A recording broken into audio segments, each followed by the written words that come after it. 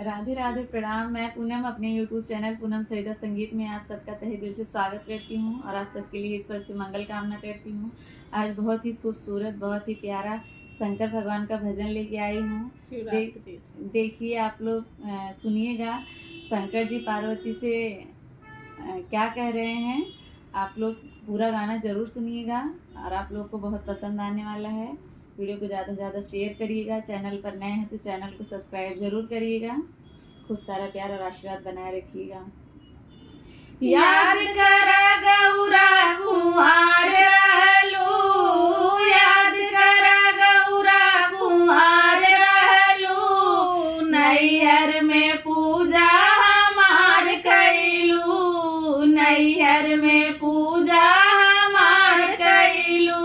याद कर गौरा कुंवार रहलू, याद कर गौरा कुंवार रहलू, नैहर में पूजा हमार कैलू, नैहर में पूजा हमार कैलू।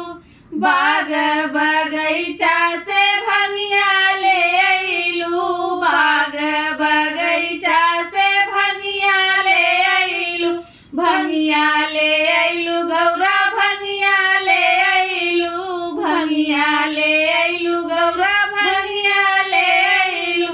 भंगिया से पूजा हमार कैलू, भंगिया से पूजा हमार कैलू, नैहर में पूजा हमार कैलू, नैहर में पूजा हमार कैलू। याद कर गौरा कुंवार रहलू, याद कर गौरा कुंवार रहलू, नैहर में पूजा हमार कैलू, नैहर में पूजा हमार कैलू। काशी बनारस से जलवा ले अइलू, काशी बनारस से जलवा ले अइलू, जलवा ले अइलू गौरा, जलवा ले अइलू, जलवा ले अइलू गौरा, जलवा ले अइलू। जलवा से चरण हमार धोवलू, जलवा से चरण हमार धोवलू, नैहर में पूजा हमार कैलू। याद कर गौरा कुंवार रहलू, याद कर गौरा कुंवार रहलू, नैहर में पूजा हमार कैलू, नैहर में पूजा हमार कैलू। चंदन घिस घिस धैलू कटोरी, चंदन घिस घिस धैलू कटोरी, धैलू कटोरी गौरा, धैलू कटोरी।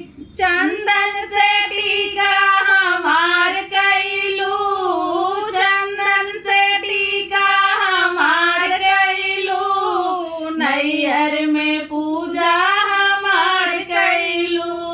याद कर गौरा कुंवार रहलू, याद कर गौरा कुंवार रहलू, नैहर में पूजा हमार कैलू, नैहर में पूजा हमार कैलू।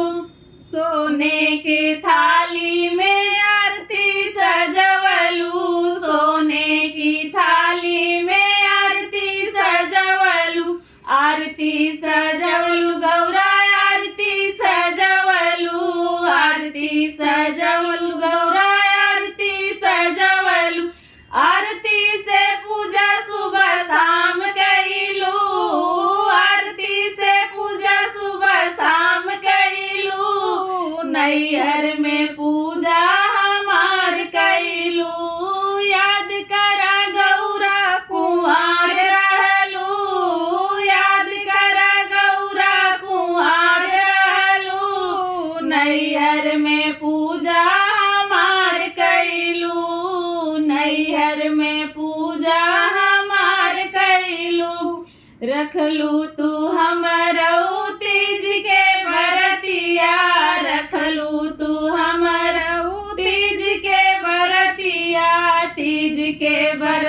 गौरा